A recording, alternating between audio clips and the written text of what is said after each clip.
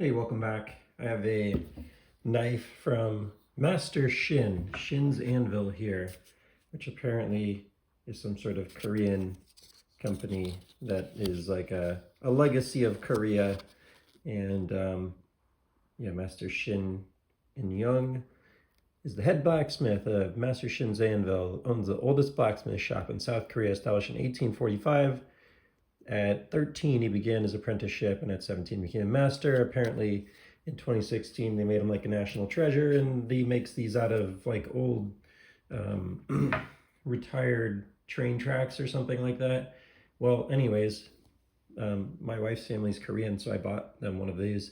And as you can see, after a little bit of use, this one's a vegetable knife, but I think they were using it for like maybe bones or something. And they got some chipping here, which is super disappointing. So I'm going to try and reprofile this edge and see what happens. It came okay sharp. I then stropped it and it became very sharp. But now this is not usable and we don't want like metal getting in the food and stuff. So I gotta try redoing this. You can see there's some like scratching on there on the blade from whatever they were doing with it. Not 100% sure how they were using it. It was a gift, so I'm not gonna sit there and judge them or anything. But yeah, you see this scratching here, and now you can really see some of the issues here. So I'm gonna get to work on this. I'm gonna start with a 140 grit diamond stone and then work my way up. See you in a sec. All right, I got the 140 stone loaded up here, so I'm gonna get to work on it. I used to exclusively use water and soap on these because like, oh, I gotta sustain my stones, but I realized I don't like use them that often, so I'm not like the heaviest use guy on my knives, so I'm just gonna do this probably dry.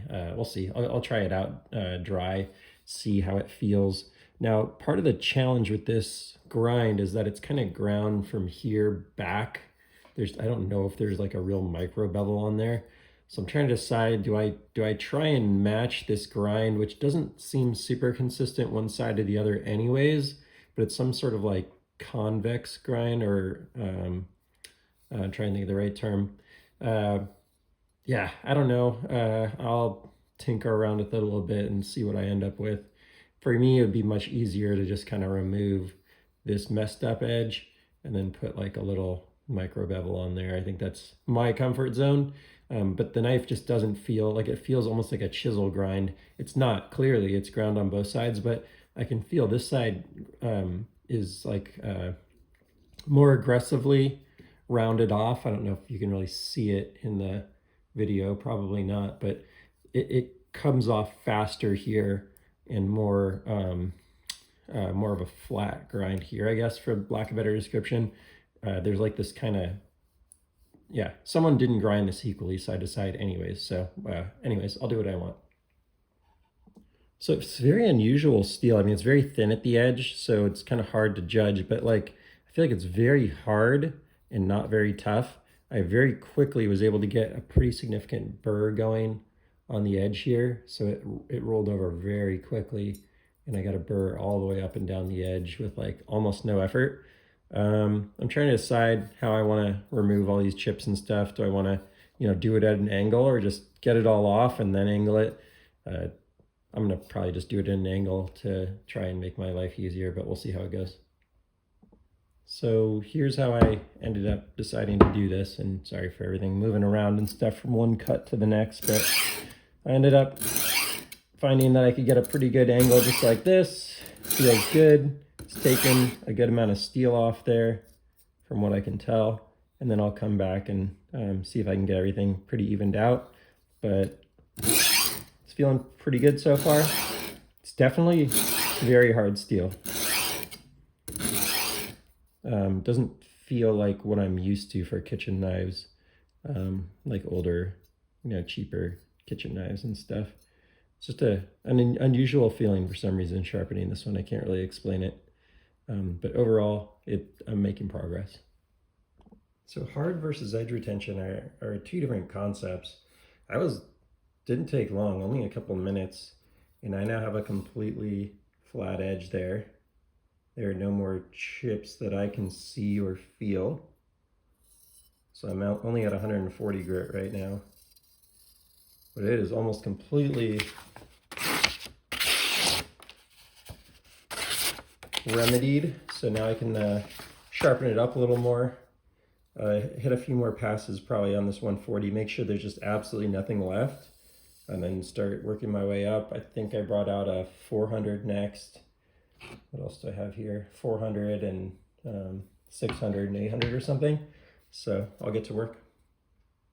I'd say this seems to get missed the most in sharpening is your heavy grit. Like everyone focuses so much on like the mirror and that kind of stuff. But man, you can like, sorry, bad example. That's 140 grit. Like if you do a good job and the blade has a good grind on it, you can get to sharp on like a 140 pretty quickly. So yeah, this thing feels good. Now I'm gonna work my way up. What did I bring out here? So I think this is my 400. So I'll swap out to the 400 here and start to focus a little more. I'm always a little more focused when I start to work my way up the grinds, trying to get that grind a little more honed or consistent. I'm a little quick when I sharpen on the bigger grits. And then as I get to like a 400, 600, 1200, I'm going to be a little more careful about keeping a really consistent angle. I'm going to slow down a little bit and start to think about what is this going to look like when it's done? How do I make sure I have a consistent edge at a consistent angle and you're not seeing like inflection from the, tip to tail.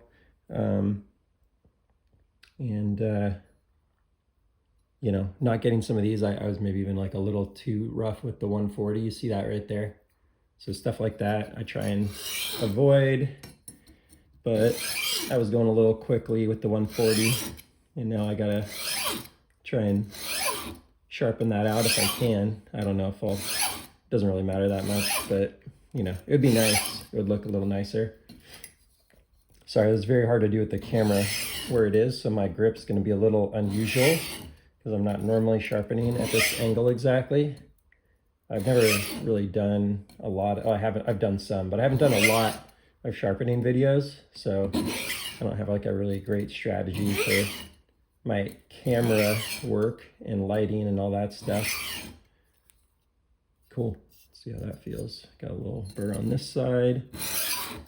Not that I'm trying to finish the blade here on the 400 grit, but I think we're like pretty quickly creating a really nice edge on this that would eventually perform very well in the kitchen. Sweet. So although it was very easily damaged, it's also very easily sharpened, so that's nice. And I did end up, deciding to go with the, just creating my own micro bevel. I'm just trying to lay this flat and do it that way. Maybe I'll do that on my 2000 stone when I get there. Maybe I'll try and blend that in a little bit with the 2000 glass stone. That's the Sharpening glass stone there, but I just can't really do that on this grit. I don't even know if you would do that on this grit, but anyways, that went quickly. The 400 feels like I'm pretty much done already. Just make a few more passes. I normally don't go back and forth this frequently. I normally kind of spend more time on one side versus the other, but just trying to do this for the video in an efficient way. Seems to be where I'm drifting for some reason. That feels good. So I think we can now work our way up. But yeah, I'm, like really questioning. By the way, the reason I have the second one, I don't even know if I said it. When I reported the chipping and stuff, I was like, this doesn't seem right. Like they've only had this for a couple weeks. And so the distributor actually sent the company I bought this from another, wait, that was the 400. And then I should be coming over here.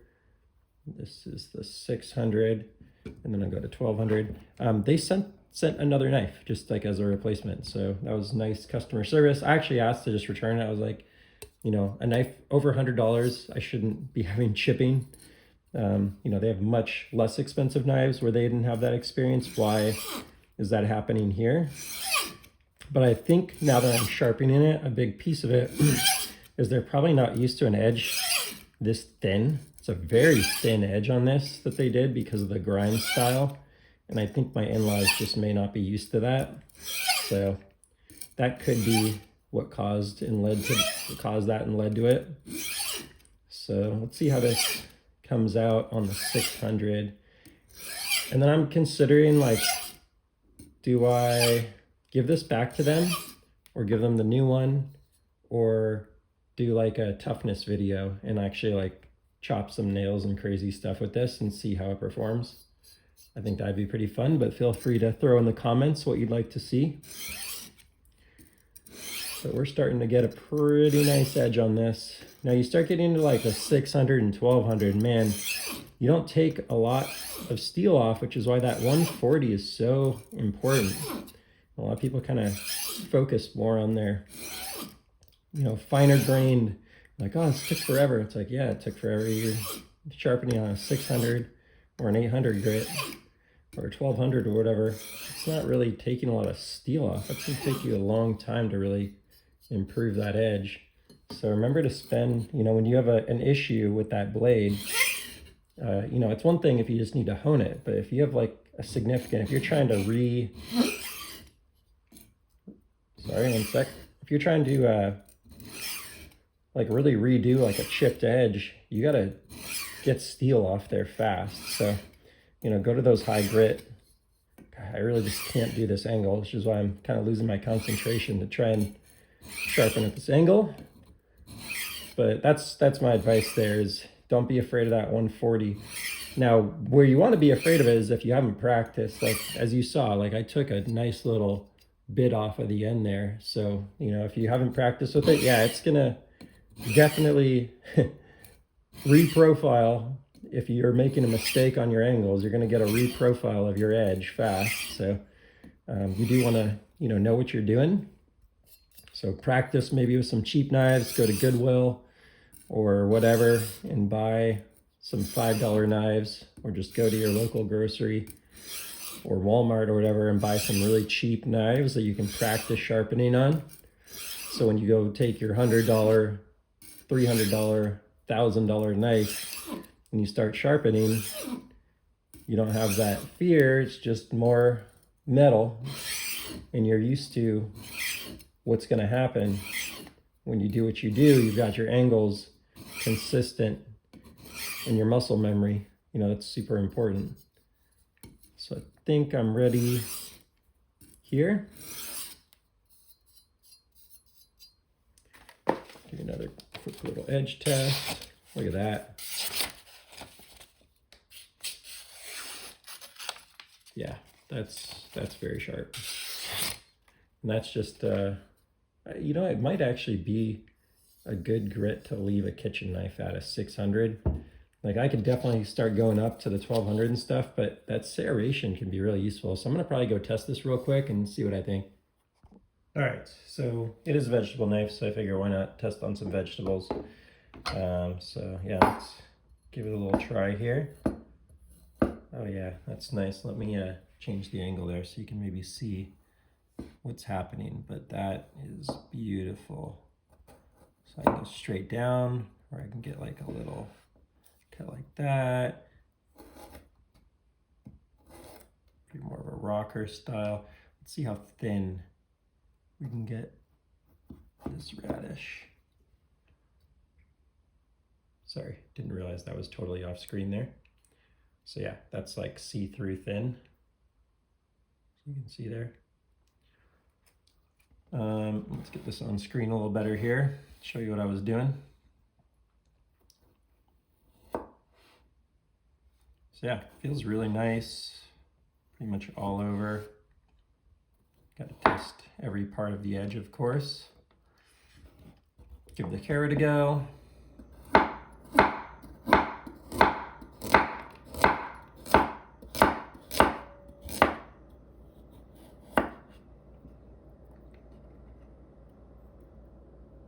See how thin we can go on the carrot. Pretty good. Missed it a little bit. It's kind of hard, sort of a big blade, to go like with a really thin slice or whatever. So that's so far so good. And then I brought an orange over. See how it does with like a significant cut? No problem. How about a nice thin slice of orange? Is that possible here? Oop, that was a bad cut by the user of the knife, but you could see this side of it over here was pretty thin, and then I sort of lost angle there. See if we can try that again real quick. Maybe with this side.